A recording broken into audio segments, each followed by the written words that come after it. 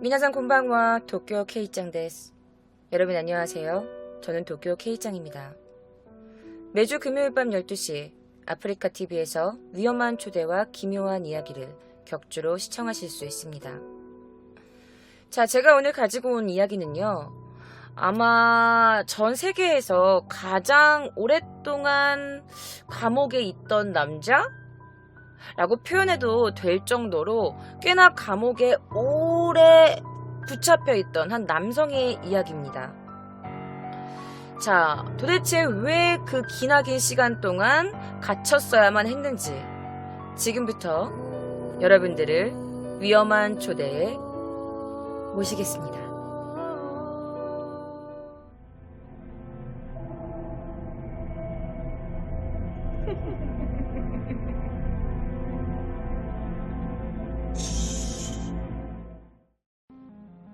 (1945년 6월 5일) 43살의 조세핀 로스라는 한 여성이 살해된 채 발견됩니다. 그녀는 누군가가 피를 닦은 것 같은 약간 몸에 피가 묻어 있었고, 그리고 여러 번 칼에 찔려 있었습니다. 자, 그러면 도둑이 들었냐? 그 주변을 막 살펴보니까 돈이라든지 귀중품 같은 건 아무것도 건들지 않아 있었어요. 그런데 그녀의 손에는 누군가의 머리카락 같은 게 잡혀져 있었고, 아마 그녀가 막 이렇게 반항하다가 하지마! 라고 하다가 상대방의 머리를 잡아 뜯은 게 아니냐라는 게 경찰의 추측이었습니다. 그래서 아마도 집에 아무도 없을 거라고 생각한 누군가가 갑자기 그녀를 발견해서 우발적으로 죽였다라는 게 추측이었죠. 그리고 그 주변에서는요, 어떻게 누군가가 급하게 도망가는 남자를 보았다라는 목격자도 있었어요. 그래서 남자라고 하니까 그녀의 전 남편과 그리고 그 당시에 조세핀이란 여성의 약혼자가 용의선상으로 올라갑니다. 그래서 그 시간에 어디 있었죠? 라고 했는데 어머나 세상에, 그 둘은 알리바이가 확인이 돼서 범인의 용의자의 선상에서 이렇게 풀려나게 됩니다. 자, 그리고 나서 12월 11일. 자, 어디에서 아주 그냥 시끄러운 라디오 소리가 막 들리는 거야. 그래서 거기서 아파트를 하고 청소를 하고 있던 청소부가 이게 무슨 소리야? 왜 이렇게 시끄러워? 라고 하면서 주의를 주려고 그 라디오 소리가 나는 곳으로 갔습니다. 자, 그리고 나서 그 아파트에서 나는 소리가 들려서 약간 빼꼼하게 문을 열려 있어가지고 살짝 보게 된 거야. 그래가지고 딱 들어갔는데 어머나 세상에, 거기에서 그 집 주인이었던 프란시스 브라운이라는 여성의 목에 식갈이 빡 하고 꽂힌 채 죽은 채 발견돼요. 자, 그리고 나서 1946년 1월 7일 또 다른 여성이 사라집니다. 자, 그녀의 이름은 수잔이었어요. 나이는 6살에 불과했죠. 자, 사실은 그녀와 집에 있다가 갑자기 딸이 사라지니까 부모님이 딸이 숨바꼭질하는 건가? 그러면서 수잔 어딨니? 라고 찾는데 수잔이 나타나지 않았어요. 자, 그래서 아무리 찾아도 딸인 수잔이 나타나지 않자 그들은 범인을 잡겠다며 경찰에 신고합니다. 자, 누가 봐도 이거는 납치로 보였기 때문에 경찰은 빨리 이 아이를 그 범인을 잡도록 하겠습니다. 좀 기다려주세요. 저희가 최선을 다해서 수사하겠습니다. 라고 했는데 세상에, 알고 보니 수잔의 창문에는 어떤 사다리가 이렇게 놓아져 있었고 그 사다리를 타고 누군가가 침입했던 흔적이 발견됩니다. 그리고 처음에는 보이지 않았던 어떤 쪽지를 발견하게 되는데 몸값을 요구하는 쪽지였어요. 자, 그리고 나서 수잔의 집에 누군가가 전화가 옵니다. 돈 내놔. 돈은 준비돼 있겠지? 돈! 이라고 했는데 막상 무언가가 이야기를 길게 하려고 하면 이 상대방이 그냥 전화기를 딱 하고 끊어버리는 거야. 자, 그래서 주변 사람들도 인터뷰했습니다. 혹시 수상한 사람 본 적 없나요? 지금 여기 이상한 남자 본 적 없습니까? 라고 했는데 이상하게 아무도 수상한 사람을 본 적이 없었어요. 자, 그리고 나서 익명의 전화 한 통이 또다시 걸려옵니다. 그리고 이렇게 말해요. 니네 집 하수구를 뒤져봐. 무언가가 있을 거야. 자, 그리고 경찰과 가족들은 집안 온 구석구석 하수구를 뒤졌고 동네에 있는 하수구까지 막 집 근처에 있는 하수구를 막 뒤졌어요. 그런데 거기서 뭐가 발견됐냐?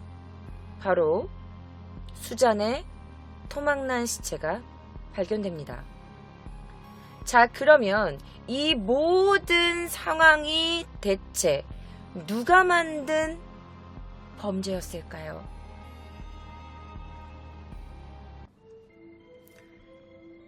자, 그의 이름은 윌리엄 조지 하이렌스라는 남성입니다. 1928년 11월 15일 시카고에서 태어났죠. 사실 그의 어린 시절을 보자면 굉장히 장난기 많은 발랄한 아이였다고 해요. 자, 그는 호기심이 굉장히 왕성했었고, 예를 들면 이렇게 마분지로 만든 날개를 달고 옥상에서 뛰어내린다든지, 아니면은 뭐 거실 커튼이나 이런 걸 뜯어가지고 뭐 갑자기 불을 지르다든지, 그러니까 뭔가 호기심이 왕성하고 궁금한 건 못 참는 성격의 소년이었다고 합니다. 자, 그는 손재주가 굉장히 좋았어요. 그림도 굉장히 잘 그렸었고, 뭐 시계를 수리한다든지, 아니면 뭐 비행기를 만든다든지, 모형 비행기 있잖아, 좀 어려운 거. 뭐 그런 것들을 한다든지, 되게 주변 사람들도 얘가 손재주가 좋으니까 뭔가 이렇게 만드는데 재능이 있는 아이가 아닌가 라면서 칭찬을 하기도 했다고 합니다. 자, 윌리엄의 부모, 조지와 마가렛. 자, 사실 그 둘은 사이가 좋은 부모는 아니었습니다. 그 둘은 결혼 생활을 하면서 뭔가 뭐 크게 뭐 문제가 있는 건 아니었는데 돈 문제로, 경제적인 문제로 조금 말다툼이 많은 부부였다고 해요. 자, 여기 보면은 옆에 있는 큰 아이가 조지고요. 저 안쪽에 있는 게 바로 이 하이렌스 얘가 태어났을 때. 근데 여기에는 조그만 애는 그 하이렌스의 친남동생입니다. 그리고 이거는 이제 그가 성장하는 과정을 제가 사진으로 다 갖고 온 거예요. 자, 사실 이 부모님의 말다툼에 의해서 사실 이 남성은, 윌리엄 하이렌스는 되게 스트레스를 많이 받아야 했대요. 사실은 어느 집이나 부모님 뭐 한 번도 안 싸우고 사는 집은 없잖아. 가끔 말다툼이 있으시기도 하고. 그런데 하이렌스는 이런 거에 대해서 굉장히 스트레스를 많이 받아야 했대. 하지만 그보다 3살 어린 남동생 재열이는 사실 그 문제에 대해서 크게 신경 쓰고 있지 않았는데, 자기는 그럴 수 없다면서, 나는 이게 너무 싫다면서, 자기 이거 너무 스트레스 받는다, 왜 우리 엄마 아빠는 이렇게 맨날 싸우는 거야, 너무 짜증나 라면서 되게 이렇게 좀 투덜거리는 일이 많았다고 해요. 자, 사실 윌리엄은요, 그의 스트레스가 어느 정도였냐, 이 부모님의 말다툼, 이 맨날 싸우는 이곳에서 빨리 벗어나고 싶어 했어요. 그리고 그는 이 스트레스를 어디다가 발산을 합니다. 어디다가 발산을 하냐? 바로 도둑질이었어요. 자, 그의 도둑질은 그가 7학년 때부터 시작됩니다. 그는 식료품 가게에서 배달 일을 하는 일을 하고 있었는데 그동안 다른 사람 물건들을 이렇게 조금씩 훔치기 시작하는 거야. 그러다가 이제 어디까지 갔냐? 다른 사람 집 창문까지 들어가서 거기에서 물건을 훔치기까지 하는 거야. 정말 집까지 들어가서. 그런데 이 자신의 이 범죄가 점점 에스컬레이터 할수록 그는 너무너무 흥분되는 거야. 이 긴장감, 이 희열, 그리고 물건을 훔치고 나왔을 때 내가 뭔가 해냈다는 이 막 뿌듯함, 이런 것들이 그를 이 스트레스 속에서 유일하게 그의 그 스트레스를 풀어주는 안식처 같은, 정말 잘못된 안식처 같은 짓이었죠.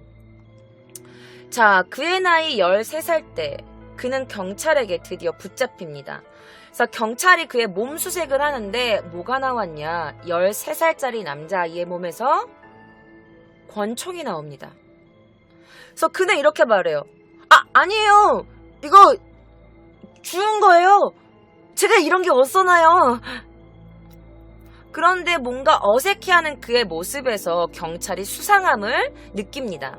그리고 그를 계속 조사하기 시작하죠. 너네 집 어디야? 니네 집 한번 가보자. 그래서 그의 집에 갔는데 그의 집에서 여러 가지의 총이 나옵니다. 그의 집 냉장고 뒤에서는요, 한 자루의 라이플 총과 3자루의 권총이 발견돼요. 뿐만 아니라 지붕에 올라갔는데 지붕에서도 4개의 무기들이 발견됩니다. 그래서 경찰이 이 13살짜리 소년한테 어떻게 이런 총들이 났는지 궁금해가지고 그를 막 너 어디서 왔어 이거? 너 훔쳤어? 어디서 한 거야? 라고 했더니 그때서야 이 윌리엄 조지 하이랜스가 훔친 거 맞아요. 죄송합니다. 자, 그는 11건의 도둑질을 자백합니다. 그리고 그는 하이랜스 인디아나주에 있는 테르하우트에 있는 카톨릭 학교로 보내져요. 사실 그의 어머니는 아주 절실한 크리스찬 카톨릭 신자였다고 해요. 자, 사실 그가 불량 청소년이었고 약간 물건 훔치고 약간 좀 안 좋은 길로 들어섰던 아이라서 그 약간 카톨릭 학교에서 뭔가 이렇게 회개하라라는 뜻에서 그게 보내진 것 같아요. 그리고 하이랜스는 그곳에서 몇 달을 보낸 뒤에 그해 6월에 풀려나게 됩니다. 자, 그렇지만 그는요, 회개하지 않았어. 뭔가 달라지지 않았어요. 자, 또다시 예전처럼 이렇게 훔치는 도벽에 그런 버릇을 못 버린 거야. 로저스 파크라는 호텔에서 그가 이렇게 어슬렁 몰고 훔칠 거 없나? 라면서 보고 있는 중에 또다시 경찰에 적발됩니다. 그리고 그의 소지품에서 이 호텔의 열쇠가 발견된 거야. 그래서 너 이거 어디서 났어? 아니 13살짜리가 호텔키가 있으니까 당연히 이상하잖아요. 그래서 또다시 체포가 됩니다. 그래서 조사해 보니까 역시 이 아이가 예전에 또 그 절도로 잡힌 기록이 있었던 거지. 그러니까 얘가 또 버릇 못 고쳤네 라면서 일리노이주에 있는 페루에 있는 비즈 아카데미라는 곳에 보내집니다. 그리고 그곳에서 하이랜스는 3년의 시간을 보내게 되죠. 자, 그런데 맨날 이렇게 도벽하고 이랬던 하이랜스가 사실 그곳에서는 꽤나 좋은 학생이었다고 사람들이 평가를 냈어요. 왜냐하면 성격도 굉장히 밝았고 그리고 성적이 너무 좋은 거야. 교과 성적이 너무 좋았어. 그리고 막 운동도 되게 잘하는 친구였고 친구들이랑 어울리는 단체 생활에 있어서도 무리가 없다는 걸 보여줬기 때문에 그는 굉장히 좋은 평가를 받았습니다. 그래서 관계자들은 처음에는 아유 나쁜 짓 하는 애들이나 나쁜 짓 하는 애야 라고 했는데 공부도 잘해, 운동도 잘해, 친구들이랑 교우관계도 좋으니까 아, 얘 참 똑똑한 애구나, 괜찮은 애구나 라고 생각하면서 어떻게 하냐, 당시 시카고 대학에서 실시하던 특별학습 프로그램에 너 한번 해보지 않을래? 이 교육 한번 받아보지 않을래? 라면서 그 글을 추천하게 됩니다. 자, 그리고 그는 그 학습에 들어가게 되죠. 자, 그 후 다시 집으로 들어가게 된 하이랜스. 그는 고등학교 최고 학년을 그냥 뛰어넘었어. 얼마나 똑똑한 사람인 줄 알겠어요?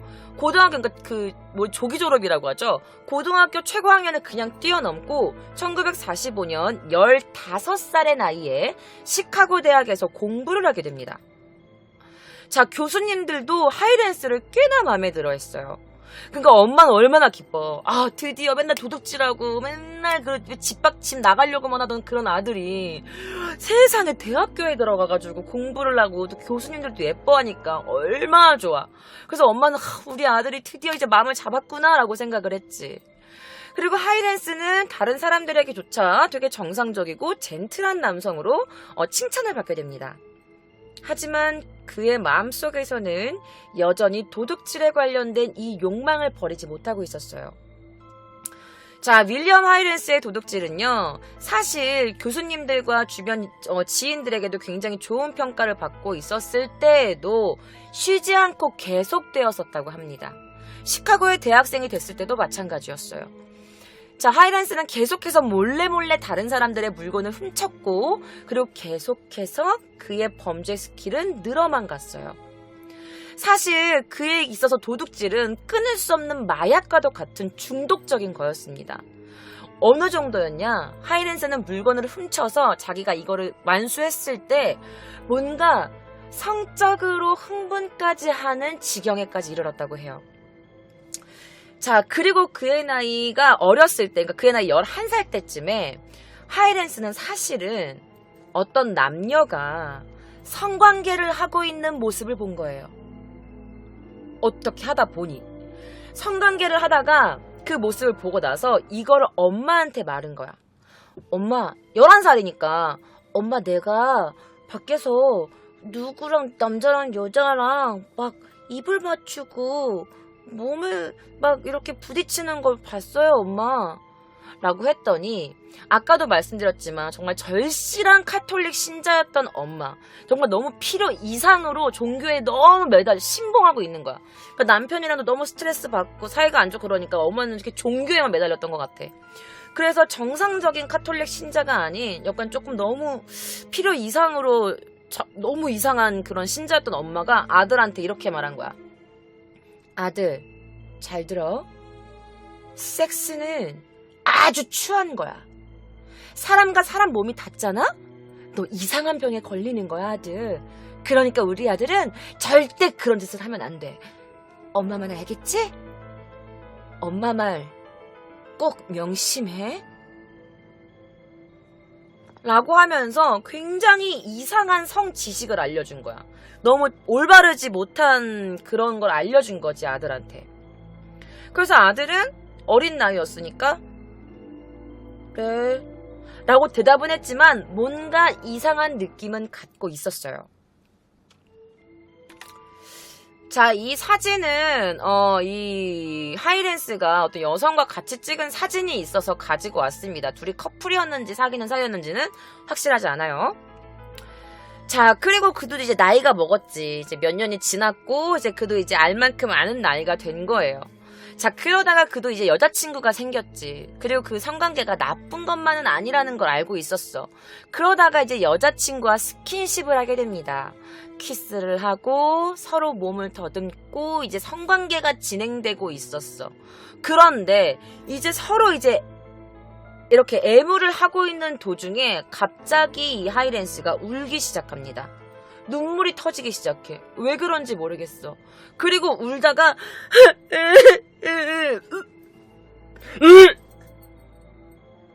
하면서 구토를 하기 시작합니다.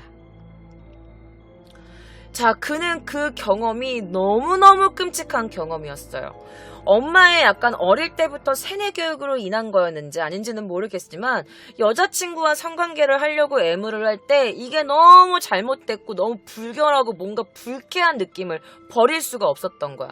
그 여자 앞에서 울고 토하고 너무 치욕스럽고 수치스러운 모습을 보인 그는 좀 사춘기 시절에 굉장히 좀 뭐라 그럴까, 좀 수치심과 창피함과 좀 뭔지 모를 그런 자신의 너무 자괴감이 들었던 거예요. 자, 그래서 그는 또 다른 배출구를 찾았습니다. 어떻게 찾았냐? 여자의 팬티를 훔치는 거야. 여성의 속옷을 훔쳐요.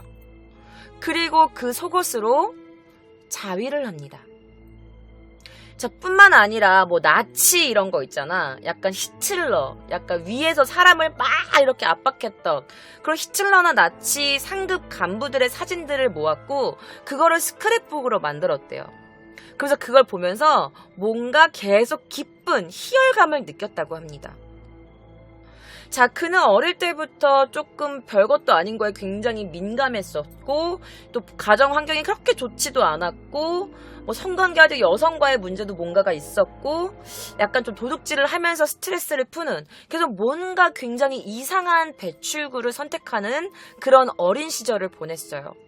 자, 그러던 그가 더욱 안 좋은 선택을 하게 됩니다. 자, 그녀의 이름은 조세핀 로즈라는 여성이었습니다. 1945년 6월 3일 하이랜스 시카고에 살고 있던 이 조세핀은요, 44살의 이혼녀였습니다. 그리고 2명의 딸들과 함께 살고 있었죠. 그런데 그날 밤은 하필 자신들의 딸들이 밤 늦게까지 직장에서 일을 하는 상황이었던 거예요. 그래서 그녀는 집에서 홀로 잠을 청했습니다. 자, 그런데 그 집에 하이랜스가 들어갔죠. 그리고 물건을 훔치고 있던 도중에 조세핀이 잠에서 깨어납니다. 자, 하이랜스는 조세핀을 너무 놀란 나머지 조용히 해! 라면서 그녀를 폭행했고 그녀가 막 반항을 하자 칼을 들어서 그녀를 몇 차례에 걸쳐서 찌릅니다. 자, 그리고 나서 그녀의 목을 베어냈습니다. 자, 이게 당시에 뭐 사건 현장이라고 떠돌고 있는 사진이었어요. 그래서 제가 가지고 와봤습니다. 자, 그렇게 조세핀 로스를 죽인 뒤 칼로 빡 찌르고 나서 그녀의 목을 싹 베어낸 뒤에 그는 납득하기 힘든 행동을 하기 시작합니다. 어떻게 했냐? 자기가 죽인 조세핀의 몸에 묻어있는 피를 막 닦아줘요. 닦아주고 그리고 자신이 칼로 벤 그녀의 목에다가 붕대를 감아주려고 했어. 그러니까 보면 조세핀은 원하지 않은 살인을 한 거예요. 그래서 그냥 막 자기도 모르게 막 찌른 다음에 어떻게 하고 나서 어떡하지? 라면서 그녀의 몸을 닦아주고 목에 붕대를 감아줬지만 그녀가 다시 살아날 수는 없었어요. 자, 그리고 나서 그는 뭔가 멘붕이 왔는지 살인 현장에서 방과 방 사이를 오가면서 2시간 이상을 보냈다고 합니다.